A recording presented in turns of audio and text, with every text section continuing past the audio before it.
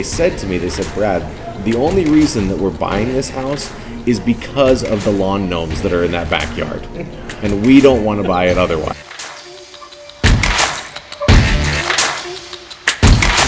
But hey, you were supposed to leave that washer and dryer. It was in the purchase agreement that you would leave it. Now the buyers have gotten there. There's no washer dryer, so they're kind of angry about it. So they said to me, well, Brad, there was a lot going on. We didn't really read that in the purchase agreement. I understand we signed and initialed and dated it and everything else. But then, so finally, to kind of end the topic or end the question, Mr. Seller said to me, Brad, I'd still like to be your friend. Even though I took the washer. Even though I took the washer and dryer. So that was his way of telling me, you figure this out somehow, because we're not bringing the washer and dryer back.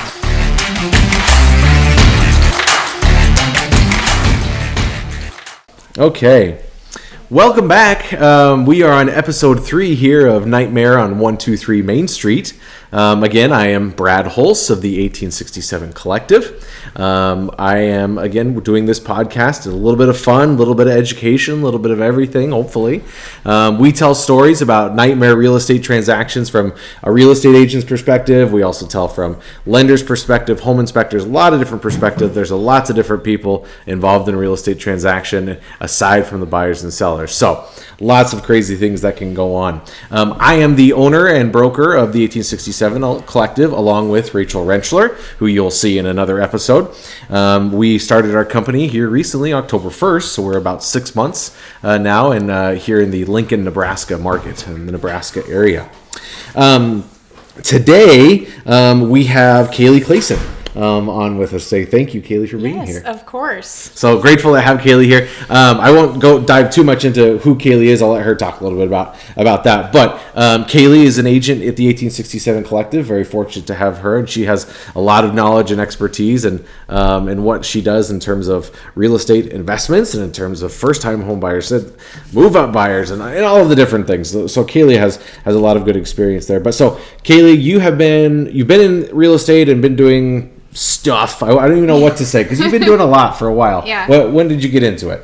So 3 years ago, this would be year 4. Okay. So I've been licensed for 2. Prior to that, I worked with investments and investors in the Lincoln and Omaha area. And then, I'm started on my 3rd year of actually being licensed and 4th year of being in investments.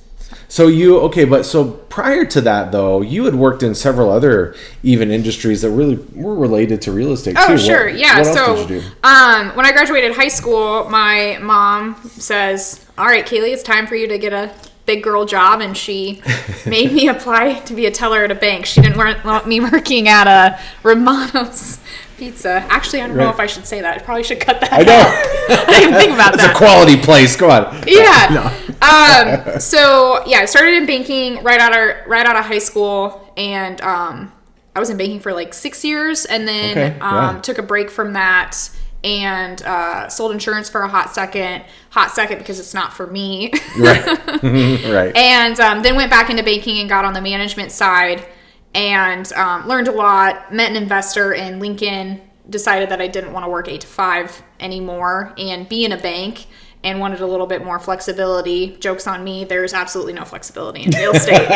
So I am completely subject to everyone else's schedule, which I like because, there's nothing better than a random Tuesday and not having anything to do for a couple hours. Yeah, absolutely. And just having the flexibility of being able to do that. So truly, though, it's like you go kind of from one end of the spectrum where it's banking hours are very specific, and the holidays that they're off very specific. They're off for Columbus Day and they're off for all these various holidays, and then we don't necessarily do that. But like you say, we get to take random Thursdays off, and we get to take sort of a thing as we don't necessarily have that. Yeah, it's definitely a big benefit. And you'd think I would remember when bank holidays are, but I sure don't. Yeah, right. Nobody does. They change all the time. Who knows?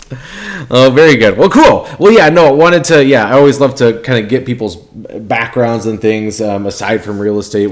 Most of us kind of came from a different place, and we all have different experiences and things. So, happy to hear that. Well, okay, so I tell you what is your story, the scary story, the horror story that you are going to tell today? We've talked a little bit about it already. So. Yeah, so actually, I have 2, but my worst one is I rehab houses in Lincoln, and I think this one's better than my other one that I told you about earlier. Really? Okay. Yeah. Okay. So it was a house that I rehabbed, and it was super awesome because I did it in 17 days. I was like really pushing for a 20-day flip. Yeah, and it was strictly cosmetic. I mean, we painted, cleaned it up, new appliances, and that's pretty much all it needed. And we hit the market at a great time right before Christmas. Oh yeah, right, yeah. It's not a great time. Not a great time. I don't know Sarcastic. if I look into the camera or not. Oh, no, you don't have to. No, that's okay. So anyway, we hit the market right before Thanksgiving. Mm-hmm. And then we got under contract after 2 weeks of being on the market, which is crazy because it was 2020 and the market was crazy then. Mm-hmm. And it was like a 1,900 square foot split level. Like Gotcha. It should have been, it was a 3-stall garage. Like it should have been off the market pretty quick. Really quick, yeah, right. Anyway, so we were under contract until right after Christmas. We were supposed to close like right after Christmas, right before the new year. And so some of our, so I'm going to stop you for a second. So I always like to do this because a lot of people that watch aren't necessarily real estate practitioners. So sure, what are you saying? What should I say? What should I say? No. So, okay. So when you say we're under contract, so that means that somebody has made an offer, the sellers, in this case you, have accepted, and so now you're waiting to close. Yes. So there's inspections and there's things with the mortgage and a lot of different things going on. But so as you talk about being under contract, that's what we're talking about. Okay. Yeah. So we get under contract with an agent who is very reputable in Lincoln and didn't think anything was going to go wrong. Didn't really know much about the buyers other than they could buy the house and they seemed like a nice family. We had a Ring camera up because, it's a vacant house. Right, security, absolutely. Yeah, we're under contract. Buyers are coming to the house. Not an okay thing to do. You do not own the house. You cannot go to a house that you don't own. Mm-hmm. Regardless of whether it's vacant or not. Like, I could have... Oh, because they just, showed up. They just showed up. Oh, it's not like their agent called you and said, hey, can we come over? No. They just up and showed up. They just showed up. Gotcha. Yeah. Okay. And so I called the agent, and I'm like, we're not okay with this happening. Just give me a heads up, and I expect you to be there. And anyway, then... move forward to the inspection period, and it's a little awkward because I said don't do this, and anyway, so we get to the inspection. That it just not what I was expecting. So in terms of like the buyers themselves, or like what was found? What was found on the inspection report? Gotcha. I was just like, what is this? And isn't it was in a company that I don't use. Giving them the benefit of the doubt, this agent had used them quite regularly.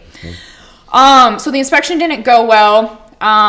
They did not purchase the house for list price, and the amount of work that we had to do after the inspection, we were making like $4,000 on the flip. So right. Anyway, I get a call from another agent at the same company because when you are a buyer, you hire the brokerage. You don't hire the agent itself. So This other agent goes, I am now representing blah, blah, blah buyer. I'm like, okay, how does that work? So keep in mind, like, I'm in my first year of real estate, like actually being licensed. Right, yeah. And I find out that the buyers fired that other agent for unjust cause. Like, it just, I don't agree with it. I don't even know if I can say that or not. Yeah, no, it's okay. I don't agree with why they fired her. It was very petty. Because it doesn't happen a lot, but every so often, as buyers and agents, they just don't mix. Sometimes, their agents will just say, "Hey, look, I don't want to work with you anymore," and then the buyers will say, in this case, "Hey, we don't want to work with you anymore."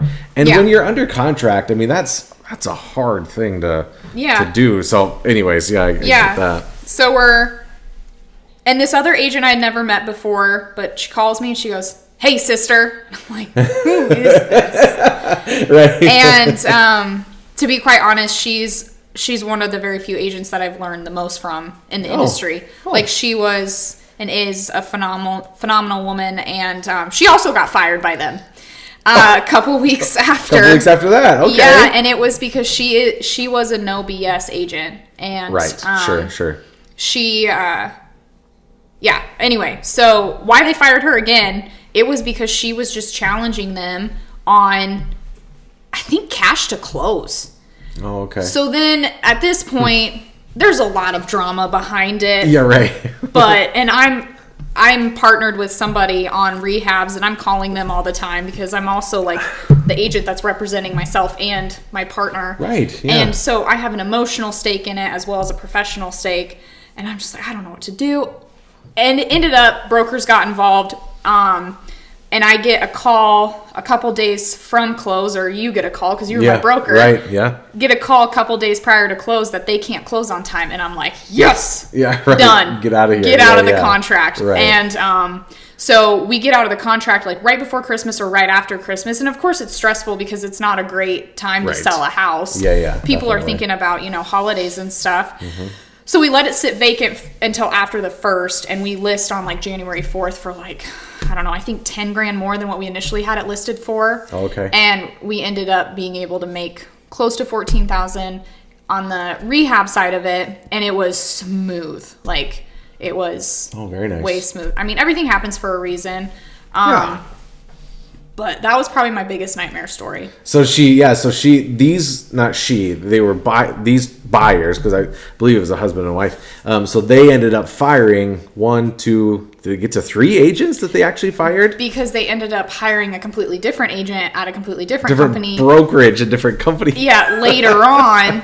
And that prior brokerage was like, yes. Fine, go. Right, we're done. Similar to like when you had the opportunity when they wanted to get out of the contract. Yes. It was like, okay, well, we're not going to sell the house, but all things considered, we're pretty dang happy that you did buy it. Right, exactly. Yeah. Because we were able to, have a little bit better of an opportunity later on. And we sold it for the first time we were under contract for significantly less than what the house was worth. And it was just...